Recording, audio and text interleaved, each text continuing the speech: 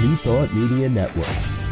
We are a global broadcast network of positive music, media, and entertainment, inspiring humanity's evolution along the journey of enlightenment and creating a world of love, peace, empowerment, and prosperity for all. New Thought Media Network. Positively inspiring.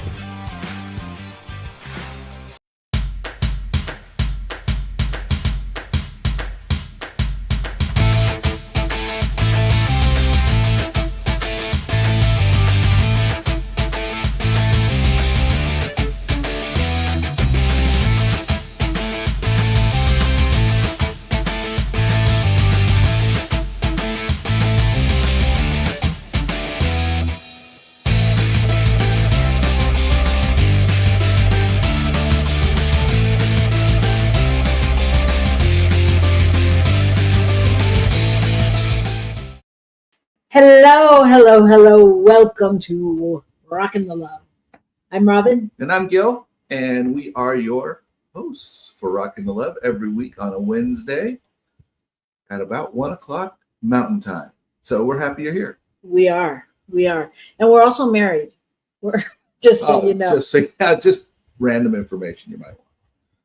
So I say that to let you know that Rockin the Love is really, it's about relationships and not love, romantic, ooey gooey relationships, although those two are good, always good. But our relationship to everything, to spirit, to ourselves, to nature, all of those things. And so we like to talk about where we find God in all of that and how to reconcile any differences you may have with that. Isn't that right? That is correct. Yes. Connection matters more than anything. And that's what relationship is. It's about our connection to ourselves, to spirit, to one another, to things in our lives. To time. To space. Woo. Yeah. Okay, I don't want to roll in the deep with you right away because that might scare you. So that's what we talk about, all those different things. And today we are exploring happiness or hope. I will tell you more about that when we get to that.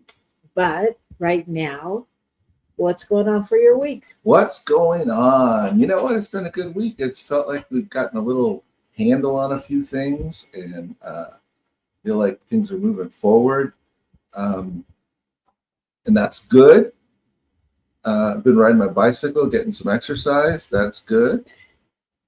Yeah, you definitely feel like you've had a shift. I had a shift. Yeah, I think you're right. I kind of do feel that way. Yeah. And I'm also embarked on an adventure to complete a around the city bike route that exists here in Albuquerque. It's about 50 some miles. And I am doing it one day at a time, parking somewhere and doing a portion of it, and then coming back to the car and going to figure out the whole route and, eventually utilize that time to work up my endurance, et cetera. And yeah, I think it's kind of cool. Maybe one day I'll make the whole thing as a single thing once I figured out exactly where it goes. It does have a couple tricky turns, and sometimes the signage is not really good. So, but aren't you trying to do that so that you can do the whole bike ride thing? Well, part of it is it's just a thing to do, like knowing where to go. Yeah. And yes, then it's something new to do each time I'm out riding my bike. But that bike ride's happening in October, right? And there's a bike ride in October called Day of the Tread. We're very affinitive. It has affinity with Day of the Dead here in New Mexico, and it's multi levels of riding, and then there's walks and stuff too. But it has multiple different links. And you can choose which one you want to do. So it raises money and blah, blah, blah. And so I am hoping I can get to a place where I can challenge myself and do a little. Oh, interesting that you use the word hope. Yes. Interesting. I would think as a New Thought minister, you would intend. That's a really good question. It wasn't a question. Well, then I don't have an answer. It's a statement. There's no answer. There's no answer. All right. Well, maybe we'll explore that more when we get to hope, because that wasn't even the angle of hope we were thinking about. Yeah, my week was good. It's I mean, I think anytime during, everything's weird right now in the world. And so I think that being empathic and being a person who feels, there's a lot of energy going on, and there's a lot of stuff going on with people and clients and different things that want to talk about all the things going on in the world that people are fearing or are concerned with. And so, I think I've been taking on a little of that, and just being with that, and the part of me that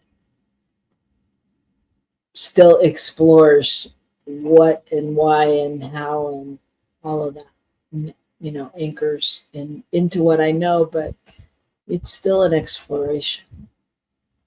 Yes, there is a sense right now that there seem to be some people very much stuck in what do you call it? Cult-like belief systems, where it doesn't matter what happens, they still focus on the one thing that they, whatever the rhetoric is, this is the thing, and it's true, and it's whatever, and it doesn't matter what other evidence there is or anything, which is a very cult-like response, because you just simply believe what's been said. Yes. So anyway, the other thing is, I think a lot of us in New Thought movement, or doing any kind of light work, whatever your affiliations are, have kind of stayed away from the news, or we say we're staying away from the news. But what I realize is, like, people say that, and then they still listen to NPR, or they listen to something else that's not mainstream news, or they watch YouTube. Like, I watch the late night talk show people on YouTube, and it's the same slippery slope. It doesn't matter.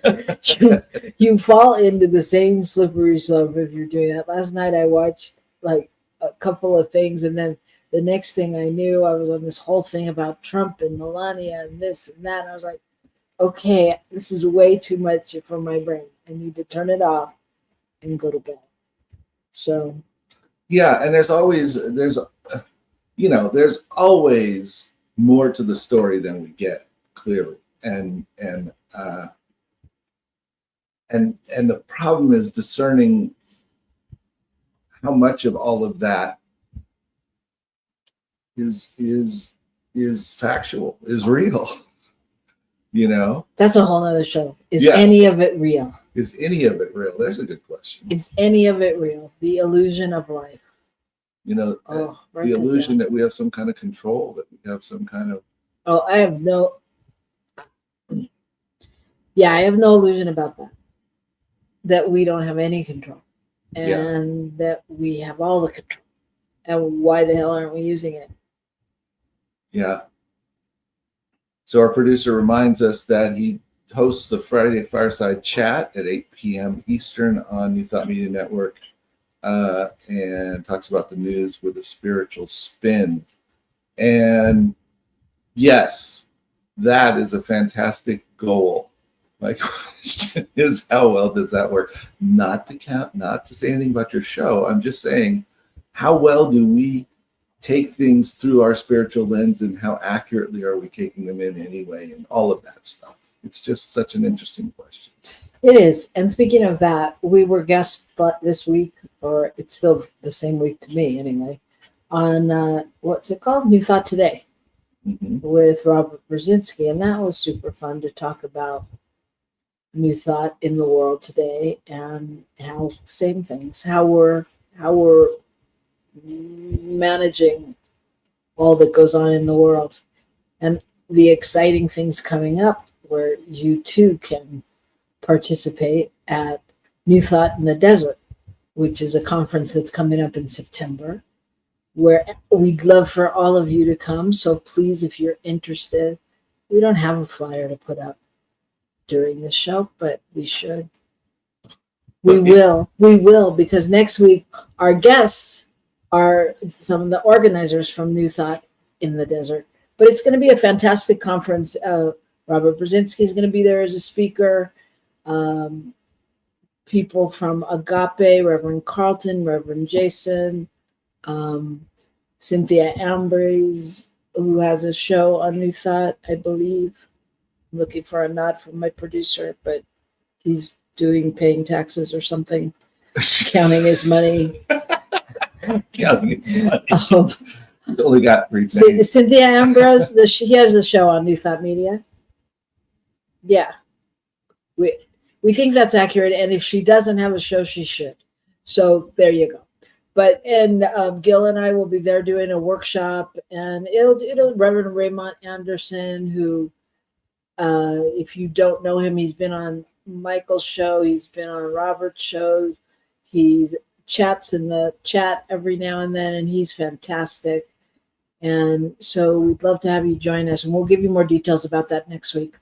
Anyway, that was our week. So I think if that isn't good news enough, it's time for the good news. And this is our segment where we talk about what's going on and what's good in the world. And we all need to remember that there is so much good going on in the world. So start us off.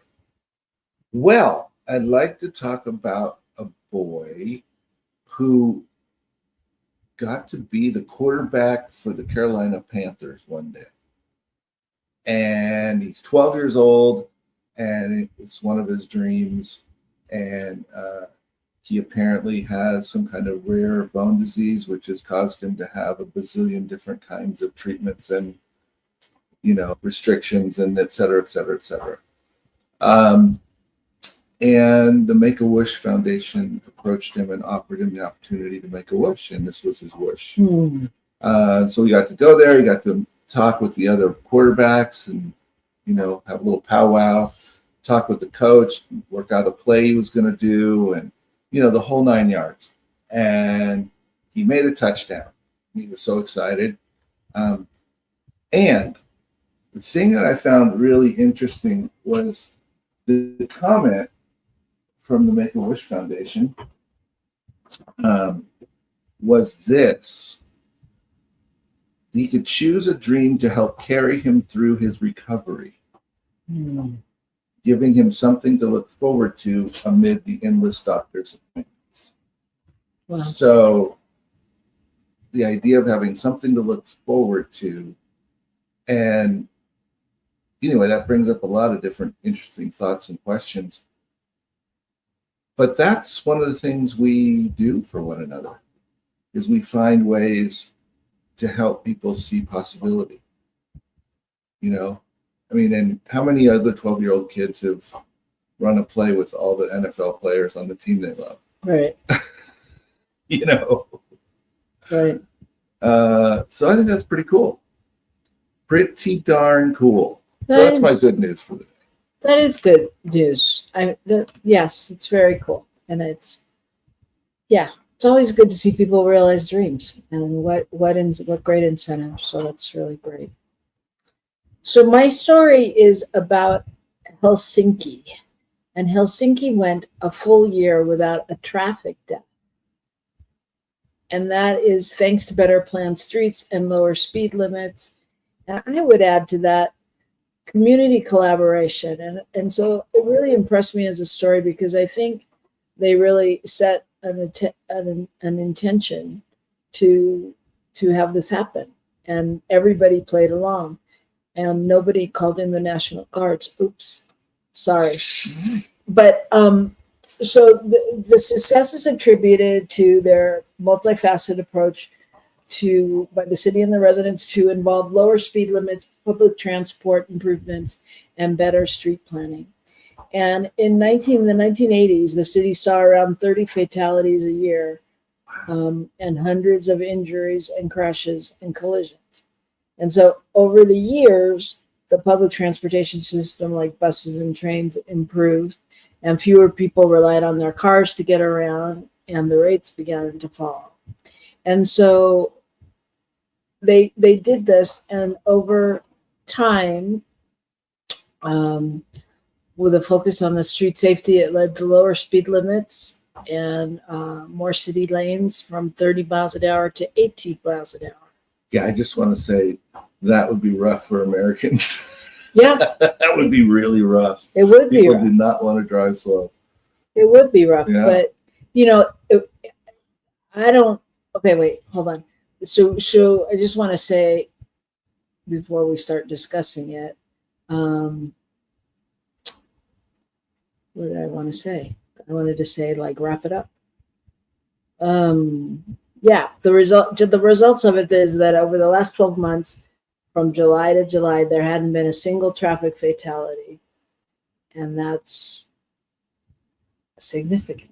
Yeah, I mean, it says that they redesigned their street grid and reimagined where pedestrians and bicycles and all these different things should be in order to be the safest, and et cetera, et cetera.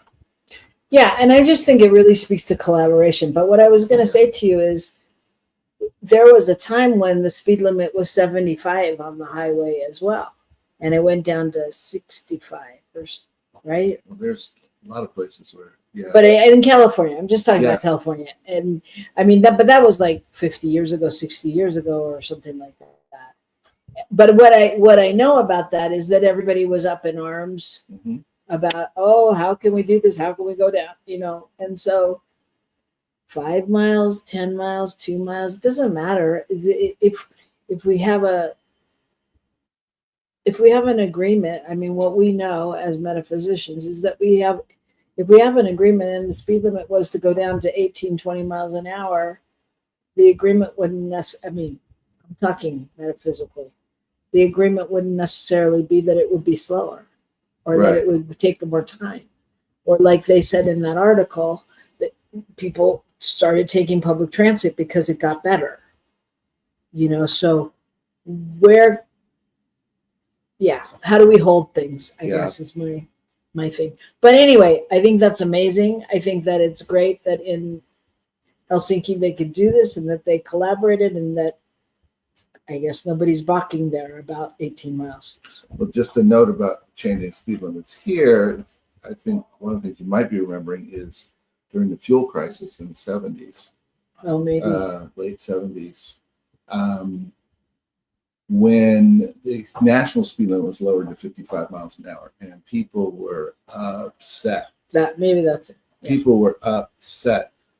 And as I shared, I think I may have shared it here. Anyway, I read an article recently that says, and this is totally unrelated to safety, however, the biggest factor in your electric car's range is speed. The faster you go, the more you chew up out of it in a shorter distance.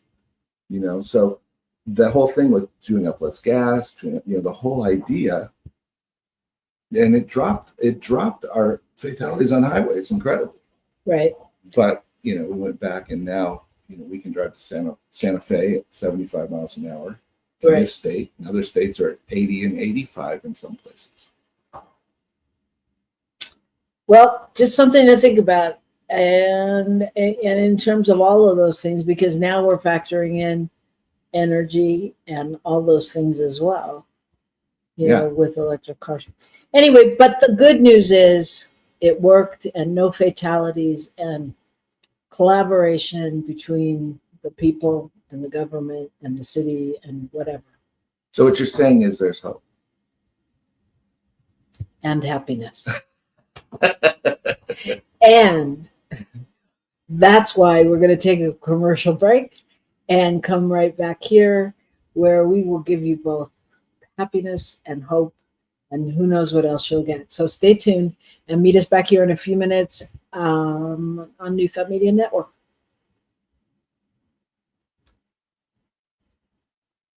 Please help us say thank you to our organizational sponsors, including the Hefferland Foundation, Affiliated New Thought Network, International New Thought Alliance, Science of Mind Archives and Library Foundation, Center for Spiritual Living Denver, Center for Spiritual Living Midtown, New Thought Philadelphia, Planned Happiness Institute, Summit Center for Spiritual Living, One Heart Retreats, Center for Spiritual Living on the Lake, Unity Kitchener, Unity Spiritual Center Ottawa, Om Center for Spiritual Living, Satya Center, Begin Within Ministries, Center for Spiritual Living North Jersey, Unity of Savannah, and the Center for Spiritual Living Seattle,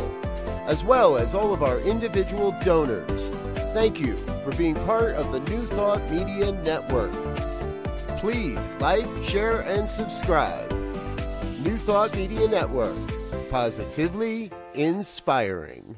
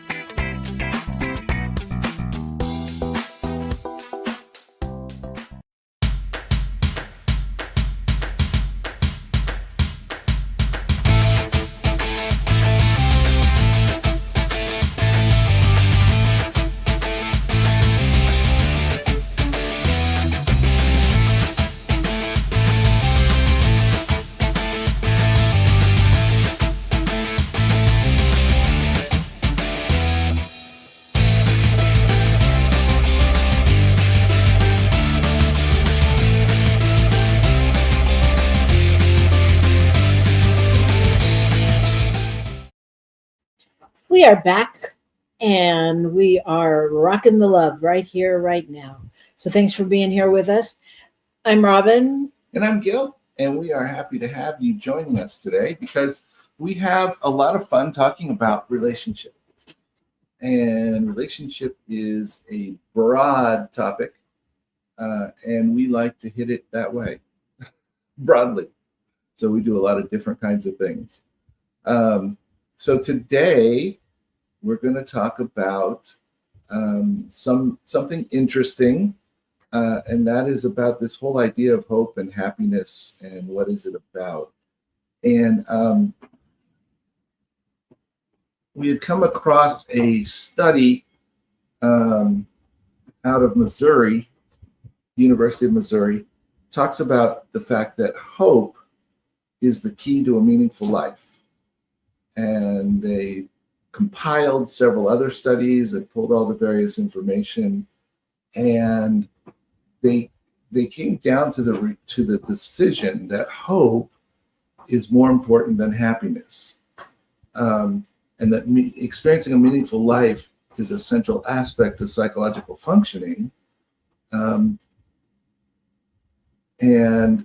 that predicts outcomes such as happiness, better quality relationships, etc. But the meaningful life hope factor is before that. So, it's quite interesting. It's quite fascinating. And they talk about gratitude and paying attention to what's happening in your life, which allows you to have a better feeling about what's coming up, and that kind of a thing.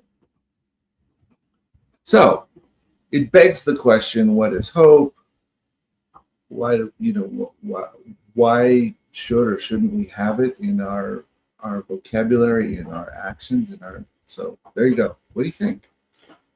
Well, that's exactly what I was going to say. What do you think? If you have a thought out there about hope and happiness, please let us know. I think it's interesting. As I was saying to Gil, anybody who's done any kind of studies of New Thought, metaphysical stuff, hope is never really a quality of spirit, of the divine. I mean, it is, but it's not. We don't hear that. We hear faith. We hear love. We hear compassion, and so it's interesting. I think it's a really interesting thing, because what is hope? So, such a good question. For me, hope is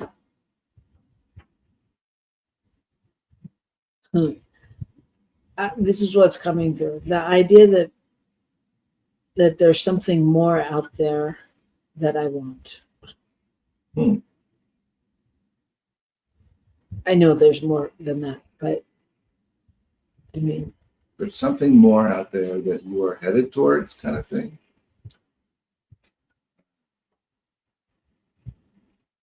I don't know, because there's something about hope for me that if I'm hoping, then I'm not knowing.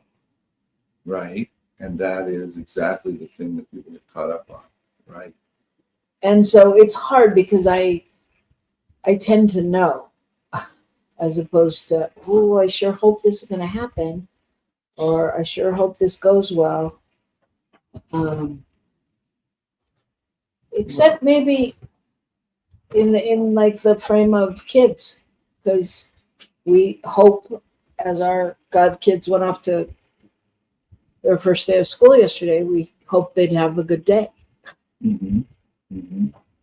Now, did I know? I did know. What I wrote to them and texted them was all about what I knew. So I don't know. It's confusing. What are you looking it up? Well, I wanted to share some thoughts around definitions of hope. So one of them from the Cambridge Dictionary is something good that you want to happen in the future. So that's kind of the hope you've been describing. The meaning of hope is to cherish a desire with anticipation. So I want this thing and I'm anticipating somehow it coming to fruition, right? However, here's the one that I thought more matches what they're talking about and what I believe, what allows me to embrace hope. And that is from Wikipedia. Hope is an optimistic state of mind that is based on an expectation of positive outcomes with respect to events and circumstances in one's own life. Yes. And I asked AI, and here's what AI says that complements what you just said. This hope is a complex and profound emotional state characterized by a belief in the possibility of positive outcomes or the expectation that circumstances can improve. It serves as a driving force that motivates individuals to pursue their goals, dreams, desires, even in the face of challenges and uncertainties. So that to me is a whole different kind of hope than, I don't think it'll work, but I hope so. Well, that's a kind of hope we hear a lot of times. Like, well, yeah, well, what do you think about this situation? And blah, blah, blah. Well, I hope it changes. Well, and I think that's the basis of yes, and you can you have happiness without it? Good question. I mean, I think that's what we're going towards, because if we don't have that kind of vision or motivation, how do we get to happiness? So what creates hope? This is part of why I picked the good news article that I picked, because part of the, even the stated purpose for Make-A-Wish was to give someone the opportunity to have something to look forward to give them hope, because they would be able to look forward with some anticipation towards the possibility that good things could come even in the midst of whatever they were experiencing, right? Mm-hmm. And I think that's a fascinating way to look at it. That we would have that in order to get to, quote, happiness, we have to have some sense of possibility. Right. Right? Right. In order to get to, I'm going to say, in order to get almost anywhere. Right. Right. So I think that hope plays into several areas of our life. So one would be expectation, right? And it's the expectation of good. Yeah, we're going to go with good. I mean, I guess you can expect or hope for anything, but the expectation of good, and that involves having that optimistic outlook. And when you believe that something good can happen in your future, right? And so who plays in there? So I think of, what is the cause, for instance, of someone taking their own life? What do we hear? They were hopeless. They didn't feel like anything could happen. They didn't have any belief in something coming forward. That's often what we hear about something like that, right? Right. And I was just sitting here. What was coming to me was thinking of people in slavery, and how in the world does someone in a position of being completely oppressed and controlled, how do they move forward, right? How do they continue to move forward? And it can only be with some sense of hope, some sense of possibility coming forth. And I think if you go to the spirituals that were sung in the fields in 1800s and those kinds of things, that's what those were talking about. Even if it was the hope of the next life, it was still the hope of some reason to go on. Right. It was the, right? Yes, and it was the motivation, and it was the possibility that there could be something else. Yes. Right?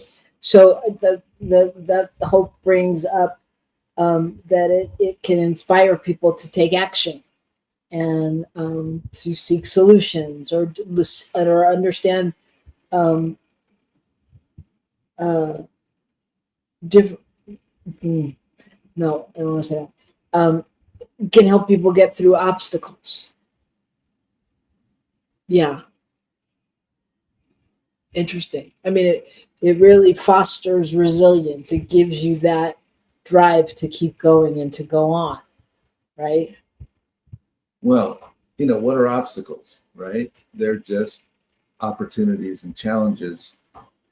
And when they become, quote, a real obstacle that you can't get by, it's because we have given up. Right. Yeah, but those can show up in so many ways, right? I mean, it could be the obstacle of getting out of the bed in the morning, and depression and those kind of things, or it could be some huge obstacle, like, I don't know, wanting to be an Olympic swimmer and not knowing how to swim. Right. Or being blind and wanting to climb to the top of mountains. And obviously, those kinds of things are things people have said, no, there's more than this. I can see the possibility. I have hope that I can learn how to do this. You know? Mm-hmm. Which I think also, when we go back to the idea of creating happiness, that up levels our happiness. We begin to see the things that we are accomplishing, which make us grateful. We begin to see the things in our lives which are working, and I think that's even true when you take it back to that horrible, awful slave situation where you have people that could find the relationships in their families and with children and with various things, even in the midst of all of that, that would give them some sense of hope. And yet, when those things were broken, people would be broken. You know, people would lose that. Yeah. It's making me think of another article I read about a woman and her child that were picked up by ICE. So if that was yeah, that's a good one. I mean, ICE, the whole thing going on now with ICE too. That's like, how do you stay in that situation and not have your spirit broken? You know. Yeah, for weeks at a time. Yeah. Or months. But yes, so I think what you're talking about is it creates an emotional kind of well-being, and it cultivates hope, and it's proven in experiments, tests, whatever, that improves our mental capacity, our emotional health, and it associates us with the joys with the feeling of joy and possibility and fulfillment and all of those things that contribute to our well-being. I mean, that's what we say in Science of Mind is, act as if you don't. So if you have it genuinely, or whether you're cultivating that feeling of joy or hope or,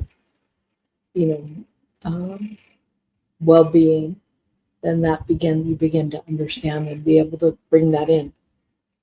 You've looked something up and you're going to share it with us. Oh, I'm just looking at the original article that we started with.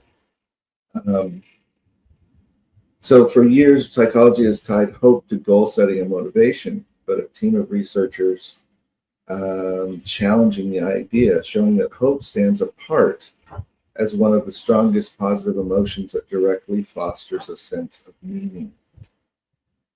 Well, and so that kind of feels like which came first, the chicken or the egg, right? A little bit. Because you can get there either way. On one hand, if you're connected to your purpose and you're ready to go, then you have that emotion in you and you're with it. But if you have to find it, you have to do it a different way, right? Right. It says our research shifts the perspective on hope from merely a cognitive process related to goal attainment to recognize it as a vital emotional experience that enriches life's meaning. Opens new avenues for enhancing psychological well-being.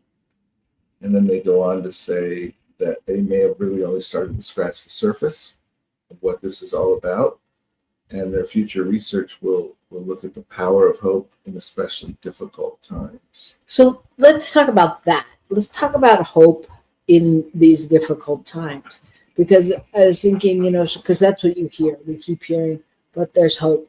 And I think, for me, I have hope.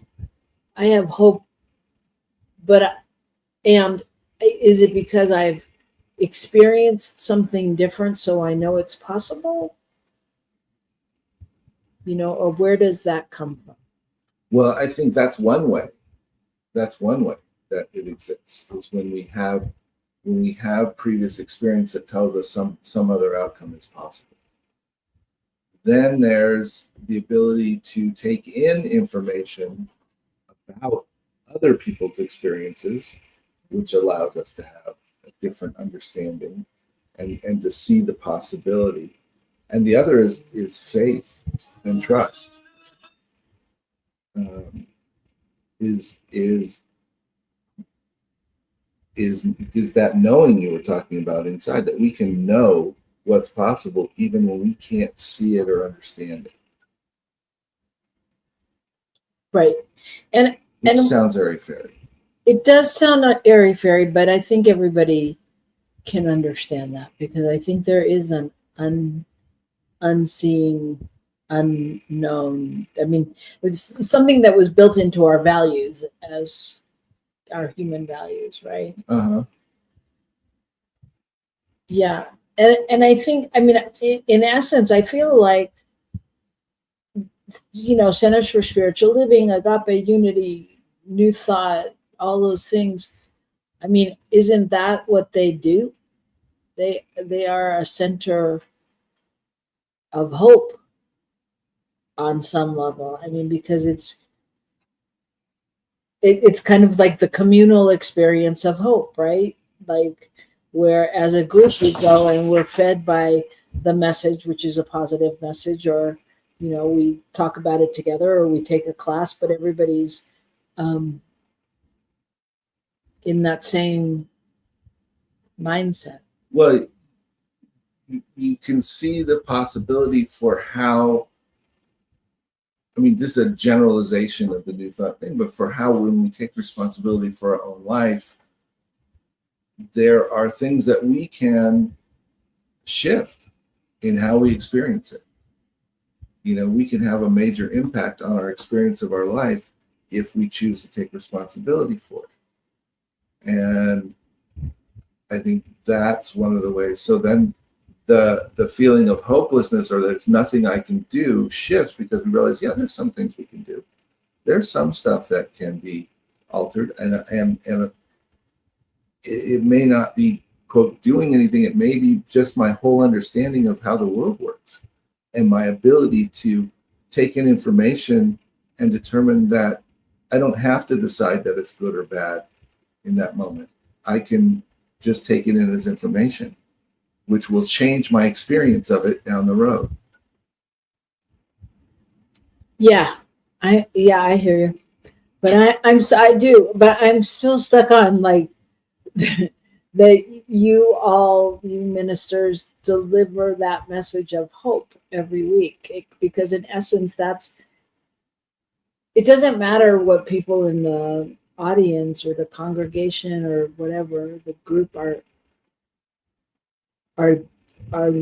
there for. From your perspective, isn't it, it's a unified vision and purpose and mission of what we're here to do in the world. Right. And so that is a message of inspiration and hope. Right? I mean, people go, oh, that's exactly what I needed to hear. Well, that's because on some level you've answered some question, some missing, something that they needed to feel like they now were equipped to be present in a different way. Yeah. I was thinking about that, because I was thinking about, even sort of when one is speaking and doing sort of admonishing people and saying, well, we need to really examine how we do our life. We are still offering in that examination the way to shift it. Mm-hmm. The point is that if you take the time or the effort and the whatever to do a little of that examination, you can find a light that you may not have seen before. It's there, but it doesn't mean we can sit and not, that we can just sit and be where we were. And I think that's kind of, hope is kind of this active thing. We have to have this activity of learning and understanding and seeing beyond for that hope to continue. Yeah, it's interesting. So hope feels really active to me now. Yeah. And it feels like a motivator.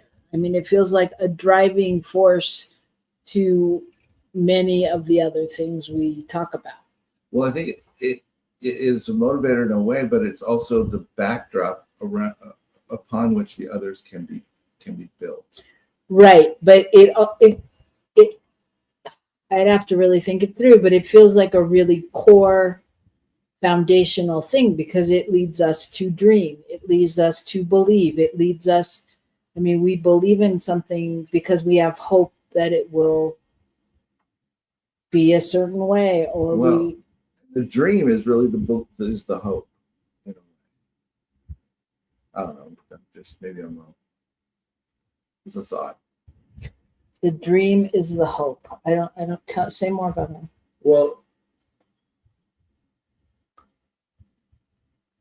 the hope is that we can see that we have possibility, and so as we acknowledge with gratitude what's in our lives, as we can dream and see something different ahead, the hope is the thing, I guess, that gives us the impetus to allow that to happen. Maybe that's what I'm saying. So maybe I'm saying more what you're saying. I think that's what I think. I mean, I think that it's really, it leads us to be able to dream, to be able to strive, and to be able to see even in challenging times, to find to be able to. I'm thinking in Spanish, sobrevivir, to be able to, get over, outlive, what's the word in English? To be able to get to that higher place. I don't know. Yeah, but I think that it inspires us to, hope can inspire change and really like foster that vision and take it all the way through. Does that make sense? Yeah. I mean, I think, if you go back to the article, the sort of thing that happiness is partly the result of being able to have that hope, being able to see those possibilities. That happiness comes out of that, because you can't just be. We're not just trying to create happiness. May not last in the same way. Because I could be happy for 2 minutes and then be done. I know. I've been meaning to talk to you about that. I know. It's so sad. No, but that's true. That's very true. It's an interesting question, and it's interesting because in this conversation, it makes me think that we really haven't given hope it's fair dues, I mean, because really we can talk about, faith and love and compassion and beauty and grace, but we don't really talk about hope, and it really does feel kind of foundational. Assuming that we're viewing it in that way. I mean, if we're using the word hope, and we are using it as the crutch. Well, I hope that will happen. I don't think so, but I have hope. That's different than I can see it. I have hope that's possible. I mean, I don't know. Is it different? Maybe not. I mean, I hear you. I know what you're saying. I hear the tone and that there's an underlying different meaning under it, but by the same token, is it different? Like, does that really change it? Or is that really just someone's perspective and how they get there? Yeah. And this begs the question of who else out there, where in spirituality or new thought or anything can we find the arguments around what hope really is and what it means? Good question, and I'm sure all of them would have been answered if Shay was here. Where are you, Shay? Yeah. Anyway, yeah, those are all good questions, and it's an interesting, when you go for your doctorate, maybe you'll do your dissertation on hope. Right. The power of hope. What I know is that we here at New Thought Media have a collective hope, and I think that is to serve the people, to fill that need, to be a place with positively inspiring news and people and music and things that really make a difference in the world. And so I know that we also share a vision for a better future and a world that works for everyone. And so that is the collective hope that I am inviting you to today. And hopefully you found a little bit of that here with us. And come back next week when our guests will be Stacy Hilton and Cheryl Bell. And they're a hoot. They're great. I mean, they're great in so many ways. They are in Las Vegas at Las Vegas Center for Spiritual Living. And they're going to come talk about New Thought in the Desert. And it'll be fun and informative. So tell your friends and start looking at your plane tickets because you're going to want to be there. Just come join us. So when we talk about relationship, this conference is about breaking down the walls of relationship between groups. This idea that we get in silos of our own group, even though we're very much could be communicating and supporting. And that's all part of what this is about. So we will see you next week. We thank our producer, Michael Mangus, and we once again hope that you'll join him on Friday evening for Fireside Chat. And again, much love to New Thought Media. Please donate and like, and let's just keep this positive thing going on in the world. Okay, that's it. You know what to do. Rock the love out there this week. The world needs you. See ya.